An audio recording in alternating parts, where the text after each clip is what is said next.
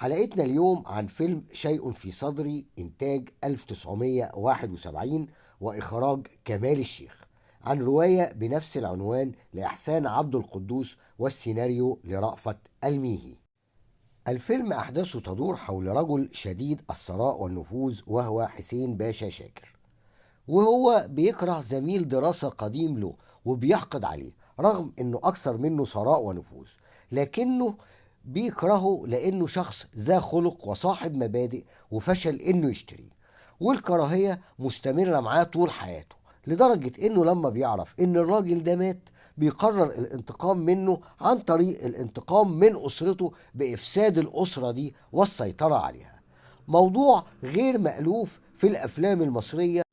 فيلم بيدور حول مشاعر داخلية في نفسية الشخصية الرئيسية، شخصية فقدت روحها تعيسة رغم كل ما حققته من ثروة ونفوذ. احنا طول الفيلم عمرنا ما هنلاقي مشهد واحد الرجل ده هنشعر فيه انه سعيد، رجل يعيش في عالمه المظلم. وكل ده هنعرفه مش من خلال حوار، لكن من خلال جو عام خلقه كمال الشيخ في الفيلم عن طريق أدواته وحرفته كمخرج. السيناريو بناء تقليدي محكم، اسلوب سرد تقليدي اعتمد احيانا على عدد من المشاهد فلاش باك توضح طبيعة العلاقة بين حسين شاكر وصديقه القديم محمد السيد.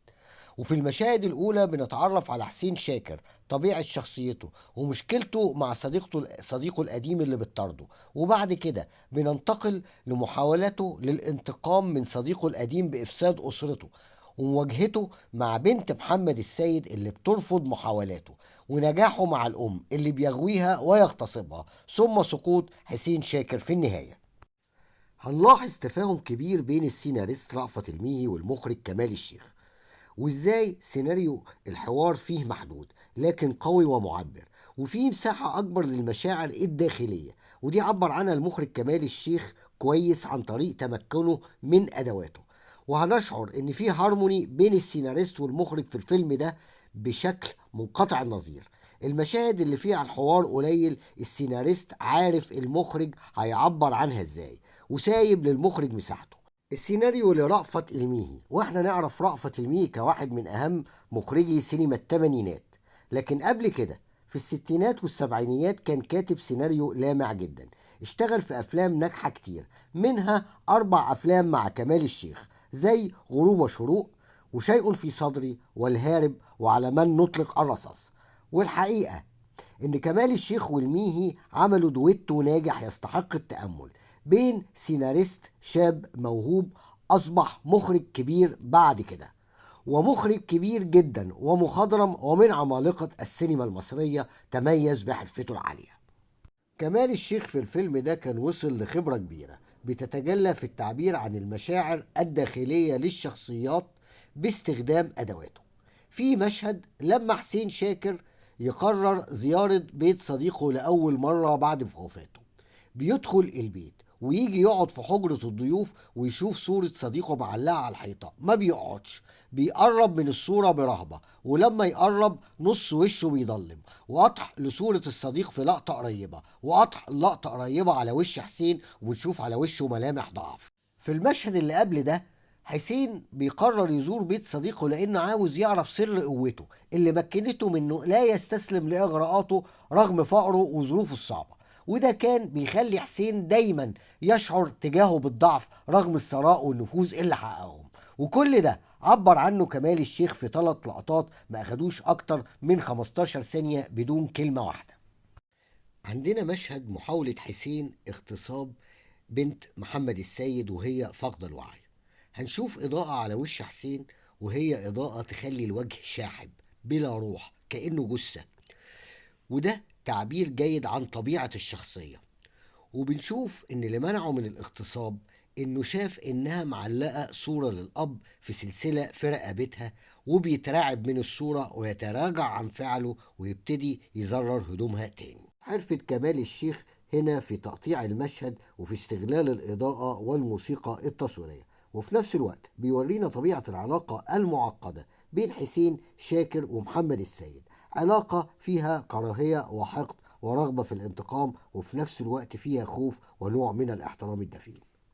بعد الفشل في اغتصاب الابنة بيخرج من الحجرة وبيقعد يتذكر موقف فلاش باك في فشل له في إغواء الأب ورفضه لخطبته لأخته.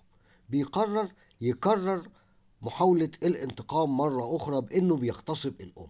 بنشوف فيه قطعات بين فعل الاغتصاب وصورة الأب والابنة، لأن الأب والابنة بيمثلوا الجانب المضاد لشخصية حسين. وبنشوف توظيف جيد للموسيقى التصويرية واستخدام جيد للمونتاج، ولما الفعل بيتم بلارنج للصورة يخليها مش واضحة.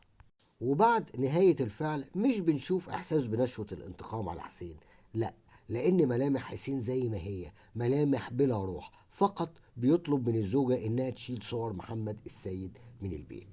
احنا أمام دراما نفسية تغوص في الجانب المظلم في حياة الشخصية الرئيسية، شخصية فقدت روحها وفيها قدر كبير من مشاعر داخلية ما بتظهرش من خلال حوار. وده خلى كمال الشيخ يعتمد على اللقطات القريبة لوجه الممثل اللي بتعكس مشاعره، والموسيقى التصويرية، وحركة جسد الممثل أمام الكاميرا. لما نتأمل حركة جسم رشدي أباظة في المشاهد هنلاقيها بتعبر عن حاجات كتير، منها إنه بلا روح، حركة قد تبدو آلية مش لإنسان، وزوايا كاميرا بتبين طوله وعرضه، إشارة للقوة والنفوذ. وفي آخر الفيلم في لحظة سقوطه وكبسة البوليس عليه بنشوف منه حركة جسد مختلف كسفة تعكس ضعف شديد، مع زوايا وحركة كاميرا فيها زوم على وش الممثل بتعكس الحالة اللي وصل إليها، وإنه لأول مرة بنشوفه مكسور. كمال الشيخ استخدم كل أدواته عشان يرسم لنا الدراما النفسية دي، ونجح في ده تماما. أسلوب غير معقد وبسيط لكنه عبقري. عبد الحليم نصر مدير التصوير عمل صورة مميزة. استغلال الإضاءة على وش رشدي أباظة خلت وجهه أشبه بجثة بلا روح. وفي مشاهد أخرى كانت بتعكس الجانب المظلم في شخصيته من خلال التباين بين النور والظل على وشه. ومونتاج حسنوف خلق إيقاع منضبط وعكس حالة من التوتر في مشاهد زي مشهد اغتصاب الأم مثلا. وبالنسبة لأداء الممثلين عندنا أداء رائع جدا من ماجدة الخطيب. نظراتها لرشدي أباظة وهي بتشوفه مهتم بالابنة، تعبيرها لما بيتم ضبطها في آخر الفيلم. وعندنا صلاح منصور وده كان هايل كعادته وأداؤه كان تلقائي جدا. ومعانا هدى سلطان كانت وصلت لقمة خبرتها كممثلة في شخصية تفيدة. المشاهد اللي هي بتتخيل إن حسين عينه منها، والمشاهد لما بتشرب لأول مرة، ومشهد مواجهتها لحسين وتهديدها له لما بتعرف نواياه. واخيرا معانا رشدي اباظة ممثل ذو جماهيريه كبيره وحضور عالي، لكن دايما كان بيتم التقليل منه كممثل.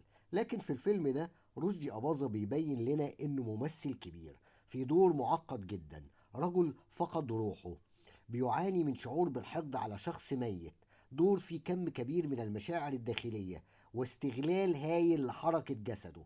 وبيقدم مشهد في النهايه من اروع ما يمكن لما نشوفه مكسور ومهزوم بعد ما كان مخيف طول الفيلم. والحقيقة ان رشدي أباظة موهبة كبيرة لم يستغلها الا كمال الشيخ وعز الدين ذو الفقار.